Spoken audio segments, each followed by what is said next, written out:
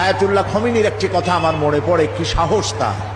ইমান আকীদা যাই থাকুক, আকীদার প্রশ্নে আমরা আপোষ করব না, কিন্তু এই কথাটা তো বলতেই পারি। যখন আমেরিকা তাকে বলেছিল যে আমার দূতাবাস থেকে যে 56 জনকে গ্রেফতার করা হয়েছে আমেরিকান, এদেরকে ছেড়ে দাও, তা না হলে তোমার খাদ্য রসদ আমেরিকা থেকে যত সাহায্য যায় সব বন্ধ করে দেওয়া হবে। আয়াতুল্লাহ খমেনি জবাব দিয়েছিলেন আমেরিকান প্রেসিডেন্টকে, তুমি কারে খাবারের ভয় দেখাও? যেই জাতির বছরে 1 মাস না খাইয়া থাকা ফরজ, সেই জাতি তোমার খাবারের অপেক্ষা করবে। তোমার মতো কাফেরদের খাবারের কোনো পরোয়া আমরা করি না। আসসালামু আলাইকুম ওয়া রাহমাতুল্লাহি ওয়া বারাকাতুহু। দেলাওয়ার হোসেন সাঈদীর অনেকগুলো কথা স্মৃতি হিসাবে রয়ে গেছে আমাদের মাঝখানে। যে কোনো কথা বলে সেগুলো কিন্তু সে কোরআন থেকেই বলে, ঠিক আছে?